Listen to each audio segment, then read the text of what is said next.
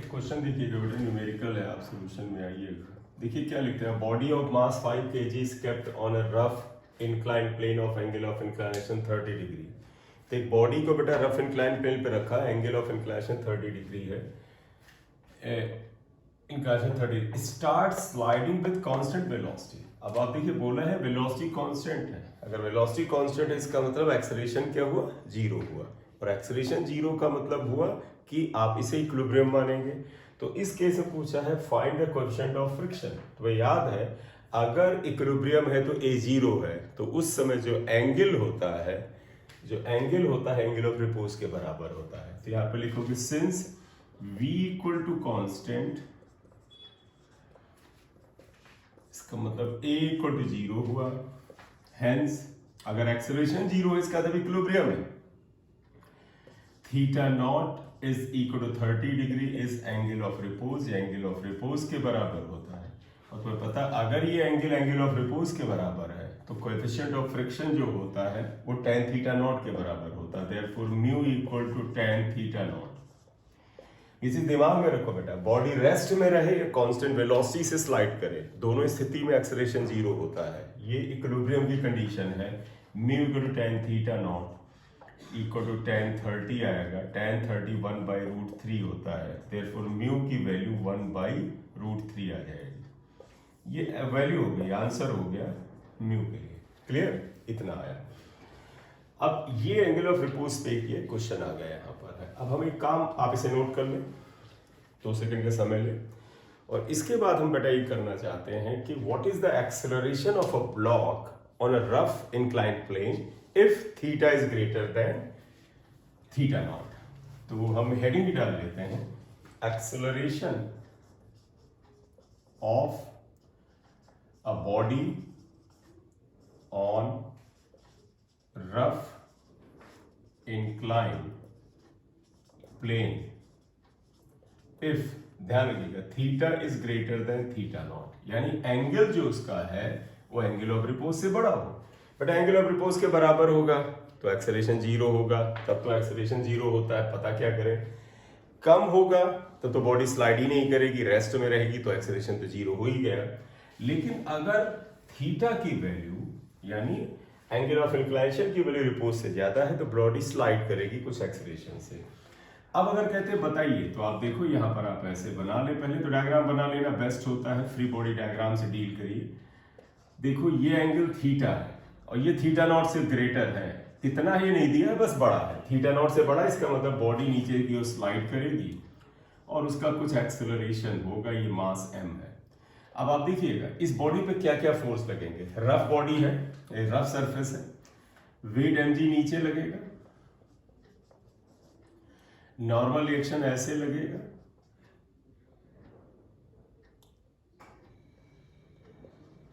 ये नीचे की ओर सरकने की कोशिश करेगा तो इस पर फ्रिक्शन ऊपर लगेगा, और mg के कंपोनेंट करेंगे क्योंकि वो आपने फ्री बॉडी डायग्राम में सीख ही रखा है कि सरफेस के पैरेलल और परपेंडिकुलर फोर्स किए जाते हैं, mg sin थीटा, राइट। अब आइएगा, देखो बेटा ये बॉडी यूं सरक रही है, ऐसे चल रही है, हवा में तो जा नहीं रही है, तो यहां पर पहली चीज तो ये आ जाएगी हियर, ये ऊपर का फोर्स इक्वल टू नीचे का फोर्स, यानी n equal to mg cos theta naught. ये तुम्हें याद होगा लॉज ऑफ मोशन में नॉर्मल रिएक्शन को हम इग्नोर ही करते थे, क्यों, क्योंकि इसका महत्व केवल फ्रिक्शन में आता है या लॉज ऑफ मोशन के कुछ खास केस में।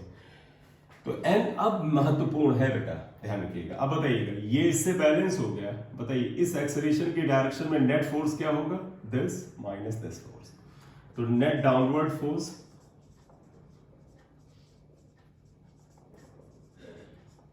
Equal to mg sin theta minus friction, mg sin theta minus friction. तो पता फोर्स इक्वल टू ma होता है, therefore mg sin theta minus friction equal to mass into acceleration. लेकिन तो पता फ्रिक्शन की वैल्यू बेटा क्या होती है, म्यू m होती है, तो आप लिखोगे बट Fr इक्वल टू होता है म्यू n, और n आप देखिए निकाल चुके हैं, mu into mg cos theta, ये Fr, ये वैल्यू उठा के यहाँ रखिए, देयरफॉर इक्वेशन 2 में आप आ जाएगा mg sine theta naught minus mg cos theta naught, mu भी रहेगा माइनस या mu equal to M A. देखो m को कॉमन निकाल लो, यहाँ पर इवन g भी निकाल लो, तो आ जाएगा sign theta naught minus mu cos theta.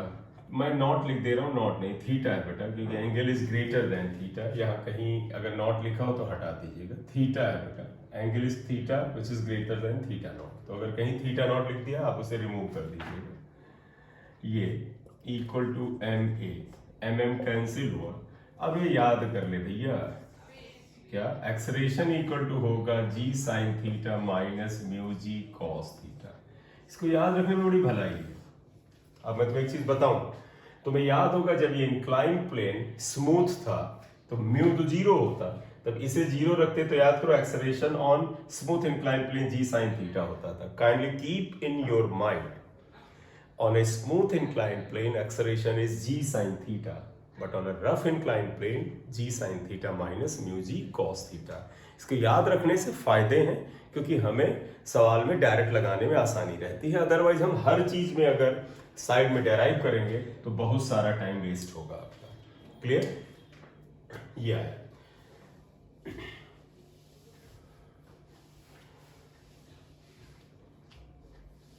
ये हमने यहाँ बताया, आई होप आपने लिख लिया होगा। एक सेकेंड आप देख लेते। फिर बच्चे आप लोगों से कहेंगे अपने फ्रेंड सर्किल में कहें कि चैनल को सब्सक्राइब करें, और आप जब व्यू किया करें, देखा करें लेक्चर को, एक तो पूरा लेक्चर देखें, पढ़ के करें, लेक्चर पूरा देखें, उसके नोट्स आप बनाएं, नोट्स बनाएं। या आपने पहले से उसे पढ़ रखा है तो उसमें जो खास पॉइंट में मिल जाए उसका नोट्स में वहाँ ऐड। तो एक तो अपने दोस्तों से बोलिए कि सब्सक्राइब करें, आप जब आए तो उसे लाइक करें।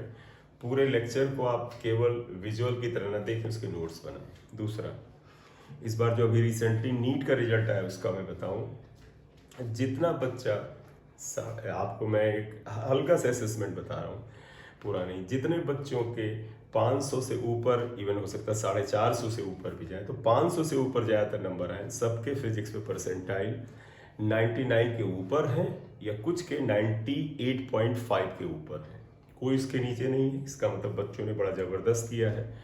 99, इवन जिन बच्चों के मैंने देखा है कि 550 तो नहीं कहेंगे, 570 प्लस आए हैं, एक दो निश्चित रूप से एक्सेप्शन होंगे, उन सभी के 99 के ऊपर परसेंटाइल है।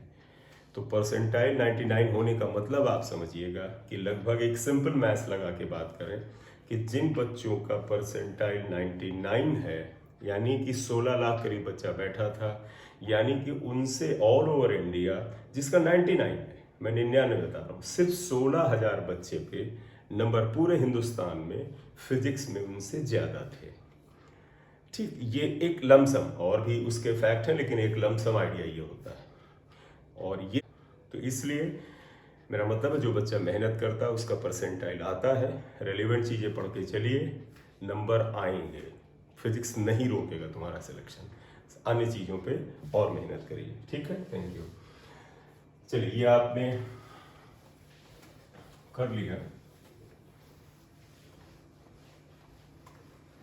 अब एक चीज़ करना चाहते थे, इसमें एक चीज़ और ऐड करेंगे, वो है बेटा, आपको याद होगा कि pulling is easier than pushing. कोई बड़ी भारी बॉडी है, आप उसमें रस्सी बांध के यूं खींचें, खींचना मतलब पुल करना, और उसी बॉडी को आप धक्का मारें, तो आप पाते हो कि पुलिंग, खींचना आसान है पुशिंग से।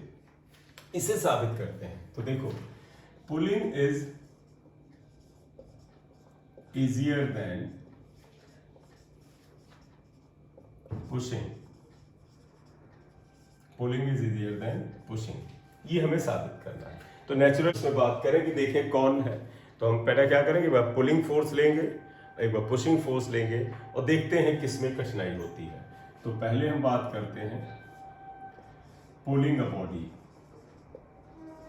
Pulling a body naturally on horizontal surface लेंगे, क्योंकि आम जीवन में हम हॉरिजॉन्टल सरफेस पे ही बात करते हैं। सरफेस, ये भी ध्यान रखिएगा, सरफेस रफ होगा, क्योंकि स्मूथ सरफेस तो आइडियलिज्म है, हर सरफेस में कोई ना कोई रफनेस होती है, तो रफ सरफेस होगा। देखिएगा, पुलिंग का मतलब ये होता है, जरा ध्यान देना, ये एक बॉडी है, ये एक रफ सरफेस पे रखा हुआ है ब्लॉक, इसका मास m है। बेटा यहाँ पर एक चीज करते हैं, देखिएगा, pulling is easier than pushing. मतलब आपको पता है कि कोई बॉडी है, जैसे आप मान लीजिए आपके पास कोई एक हैवी बॉडी रखी है और आपसे कहा जाए इसको खींचो, तो आप जैसे एक हैवी बॉडी रखी है, जमीन पे रखी है, आपने इसमें कोई रोप बांध करके खींचा, तो आमतौर पे खींचना, पुल मतलब खींचना, उसके लिए आपका लाइन ऑफ एक्शन ऐसे जाता है थोड़ा ऊपर की तरफ, और जबकि उसे अगर पुश करना हो, धक्का देना हो, तो अक्सर लाइन ऑफ एक्शन नीचे जाता है या हॉरिजॉन्टल जाता है। हम नीचे वाला लेके चलेंगे और ये साबित करेंगे कि पुलिंग आसान है, पुशिंग मुश्किल। तो आप पहला पार्ट लेते हैं, pulling of a body on a horizontal surface.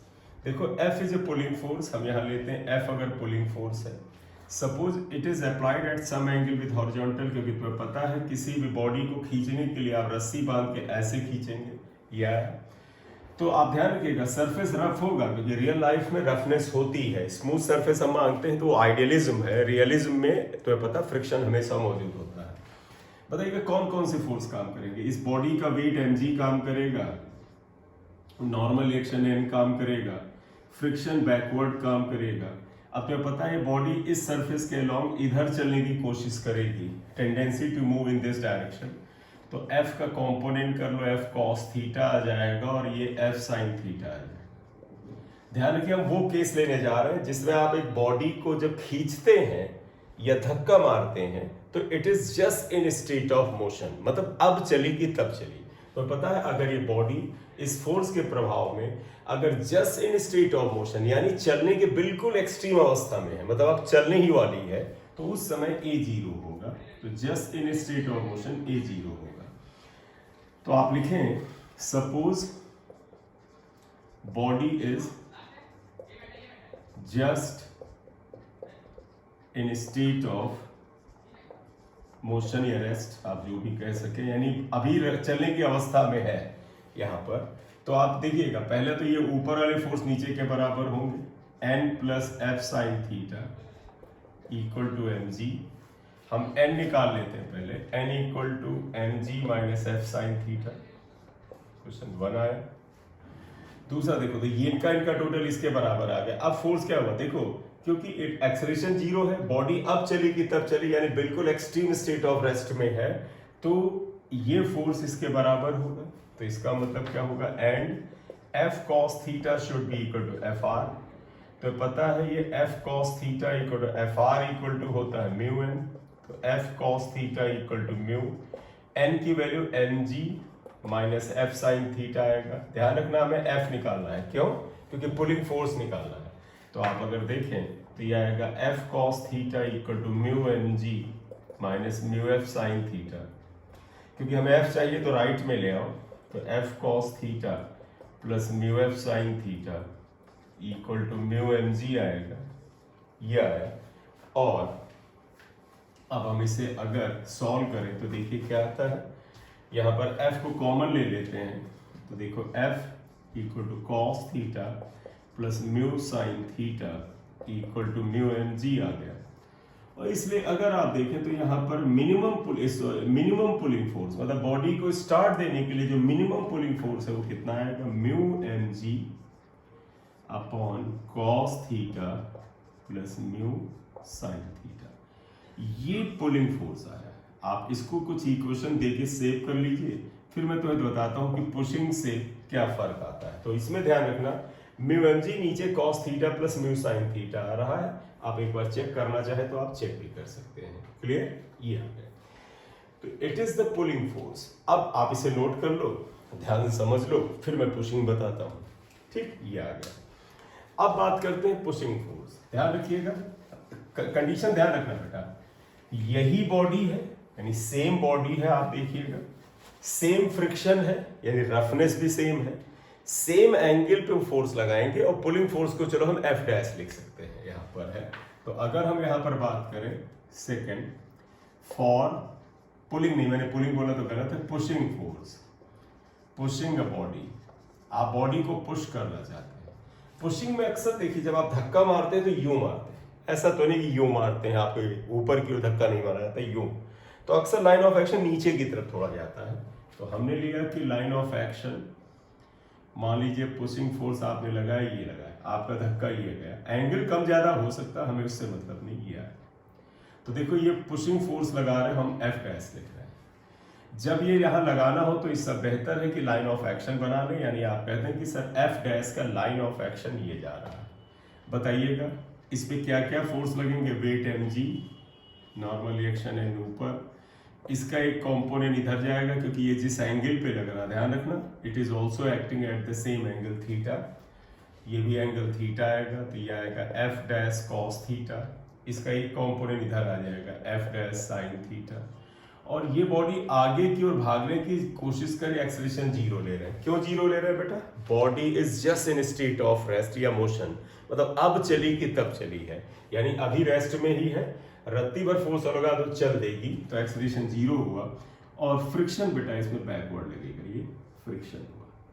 ये आप डॉटेड चाहे दिखा दीजिए क्योंकि हॉरिजॉन्टल के साथ आप फोर्स बता रहे हैं। ये तो आप देखिएगा F dash is pushing force applied at angle theta with horizontal. इसका लाइन ऑफ एक्शन आगे बढ़ाए तो ये आया, इसके दो कंपोनेंट हुए, नॉर्मल रिएक्शन, वेट, ये आ गया। ठीक है, तो आप बताइएगा हेयर, पहली बात देखो बेटा, ये फोर्स इसके टोटल क्या है, देखो नीचे के फोर्स ये हैं, ये बराबर होगा, तो n इक्वल टू क्या हो जाएगा, mg plus F dash sine theta. Equation आप 1 मान लीजिएगा। एंड आप बताइएगा body just in state of motion है, यानी ये फोर्स इसके बराबर है, F dash cos theta equal to friction, F dash cos theta equal to mu N, F dash cos theta equal to mu M G plus F dash sine theta. ध्यान रखना हमें F dash निकालना है क्योंकि पिछले में हमें F निकाला था, ये पुशिंग फोर्स था, अब हमें एफ डैश निकालना, ये उल्टा बोल गए, पहले हमने एफ निकाला था, ये पुलिंग फोर्स था, अब हमें एफ डैश निकालना, ये पुशिंग फोर्स है। देखो एफ डैश कॉस थीटा, देखो mu F dash sine theta left में आके माइनस में हो जाएगा, equal to mu M G, यह एफ डैश कॉमन ले लो तो cos theta minus mu sine theta आएगा, equal to mu M G. तो मैं ध्यान रखना म्यू हमने सेम लिया था क्योंकि हम रफनेस सेम रखना चाहते हैं, सेम सरफेस पे, तो एफ डैश इक्वल टू देख लें, यह आ जाएगा mu M G upon cos theta minus mu sine theta, ये आ जाएगा फोर्स। ये इक्वेशन 2 स्टार। गौर से देखिएगा ये पुलिंग फोर्स है, सेम म्यू के लिए, सेम एम के लिए, आप देखो इनमें से कौन ज्यादा है कौन कम है। आप देखो म्यू एम जी दोनों जगह सेम है। नीचे देखो ये प्लस का साइन है, इसका मतलब ये वैल्यू बड़ी है, इसका मतलब ये छोटा होगा, और ये माइनस है, इसका मतलब ये वैल्यू कम है तो ये बड़ा होगा। आप देख सकते हो 2 स्टार और इसमें कि F dash is greater then F, यानी सेम सरफेस पर, सेम रफ सरफेस पर उसी मास की बॉडी को पुल करना में ये फोर्स कम लगेगा और ये फोर्स ज्यादा लगेगा। क्यों ज्यादा? क्योंकि यहाँ माइनस है। तो अगर आप इतना लिख लो फिर कंक्लूड कर दें। तो अब हम इसको फाइनल कंक्लूजन डाल दें तो हम क्या कह सकते हैं, from equation star and 2 star, देखिएगा from equation star and 2 star it is clear that क्या एफ डैश इज, देखो ये माइनस की वजह से छोटा है तो ये बड़ा है, is greater then F, that is pushing force is greater then pulling force. इसका मतलब क्या हुआ कि सेम बॉडी को सेम रफ सरफेस पे रख करके पुल करना यानी खींचना आसान है धक्का देने की तुलना में। पुशिंग मतलब धक्का, hence pulling is easier than pushing. Pulling जो है वो पुशिंग से आसान है, राइट? तो आप इसे नोट कर